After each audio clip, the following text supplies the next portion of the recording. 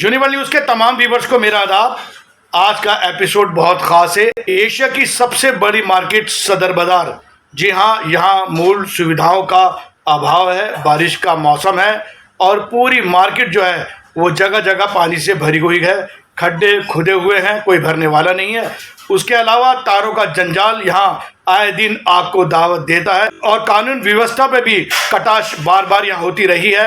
और आज यहाँ फिस्टा फेडरेशन ऑफ सदर बाजार एसोसिएशंस के तमाम पदाधिकारी नाला रोड पर जो है निकले हुए हैं। तमाम मार्केट एसोसिएशंस के लोगों से मीटिंग कर रहे हैं और कोशिश कर रहे हैं कि सरकार तक अपनी बात पहुंचाएं। और सदर नाला रोड पर जो समस्या है उसी को लेकर आज यहाँ फेडरेशन ऑफ सदर बाजार फिस्टा के चेयरमैन परमजीत सिंह पम्मा साहब और राकेश यादव जो प्रेसिडेंट है वो और तमाम पदाधिकारी दौरा कर रहे हैं और व्यापारियों से मिल रहे हैं और उनकी बात सरकार तक पहुंचाने की कोशिश कर रहे हैं। तो आइए चलते हैं, देखते हैं क्या हो रहा है यहाँ पर। Paramjit Singh Pamma, chairman federation of Sadar Bazar trades association. Federation की एक बैठक व्यापारियों के साथ हुई। सदर बाजार नाला रोड पर जिस प्रकार के हालात है, वहां पर लगातार सड़क टूटी हुई है। 3 महीने से जो यूरिन है वो सड़कों पर बह रहा है, बहुत गंदी हालात है। सीवर लाइन इतनी गंदी हुई पड़ी है जिससे व्यापारियों का कामकाज भी ठप हो रहा है और वहां पर बैठना भी मुश्किल हो रहा है। इसको लेकर नाला रोड के व्यापारियों ने एक फेडरेशन के सभी सदस्यों के साथ बैठक की, जिसको लेकर हमने उच्च अधिकारियों से, नेताओं से इस और बात की कि भाई यहाँ की जो सड़कें हैं, यहाँ की सीवर लाइन है या जो भी टॉयलेट है उनको सुधारा जाए, सही किया जाए, क्योंकि व्यापारियों का आना जाना वहां पर बहुत दिक्कत हो जाता है।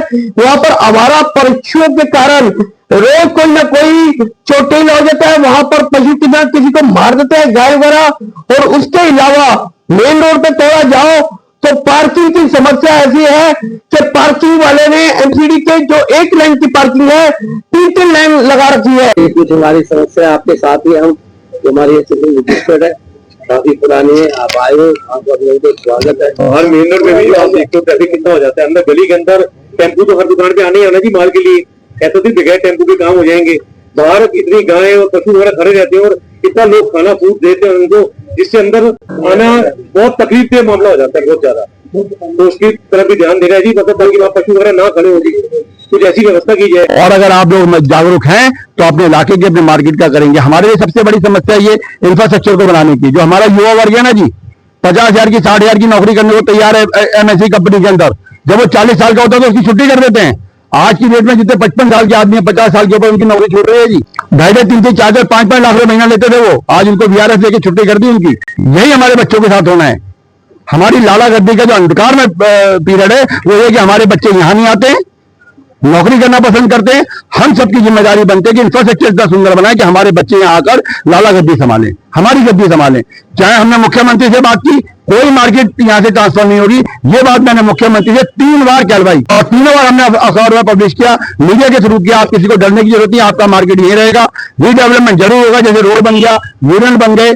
अगर एक कॉलोनी के अंदर पहले झुग्गी पड़ जाए तो उसे क्या कहते हैं, जेजे कॉलोनी, और अगर उसको कोठी बन जाए तो उसे पॉश कॉलोनी, डिफेंस कॉलोनी कहते हैं। तो आप डिफेंस कॉलोनी के इस शानदार मार्केट के दुकानदार बनेंगे। खत्म करना है अपनी गद्दी। अगर हमारा सुनो गल्ला बचाना है तो हमें रोडों पे आना है। अगर ये गल्ला बचेगा तो तभी हमारे गांव बचेंगे, नहीं तो हमारा गला भी दबा दिया जाएगा।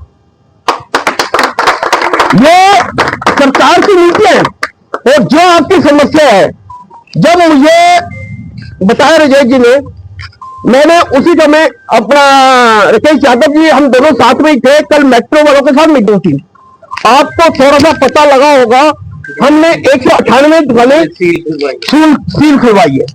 198 दुकानों की सील उसी टाइम खुलवाई है। नहीं तो मेट्रो ने उनको लटका के रख देना था पूरी तरह। हमने मेट्रो पे दबाव बनाया, सब कुछ किया, मीटिंगें की, उसके बाद मेट्रो ने सील खुलवाई। अभी भी कुछ दुकानों की सील बकाया है, उस पर भी हमारी मीटिंगें चल रही है। मगर जब तक हम एकजुट नहीं होंगे ना, तब तक ये कभी मेट्रो आएगी, कभी एमसीडी आएगी, कभी दिल्ली सरकार आएगी, कभी जीएसटी आएगा, कभी कोई डिपार्टमेंट आएगा, व्यापारी को परेशान करता रहे। आपने पिछले दिनों सुना होगा कि सदर बाजार शिफ्ट की बात आ गई। उसका कारण क्या है? ये हमें टोकते हैं कि भाई तुम जाग रहे हो कि नहीं जाग रहे हो, नहीं जाग रहे हो चलो बाहर यहां से। अगर जाग रहे हो, हमने उसी टाइम जब ये आई मैंने यादव जी से बात की, हमारे सारी पूरी मीटिंग बैठी, कमल कुमार जी, अपना योगिंदर जी, पवन खंडेलवाल जी और सारे बैठे हम, दीपक मिश्रा जी, हमने उसी टाइम प्रेस जारी की कि भाई हमें स्पष्टीकरण दीजिए कि ये जो आपने सदर बाजार शिफ्ट करने की बात की है तो वो क्यों की है। आपने सदर बाजार व्यापारियों को अपने कोई बैठक की है या उनसे कोई किसी प्रकार की राय ली है। अगर किसी को करना है, किसी को कहीं बसाना है तो उसको पूछोगे तो सही, आप तो बिल्कुल ही जाने में बैठ गए। फिर उसके बाद के यादव जी मुख्यमंत्री के साथ बैठक में गए, उसके बाद मुख्यमंत्री का बयान आया, इस प्रकार की कोई नहीं।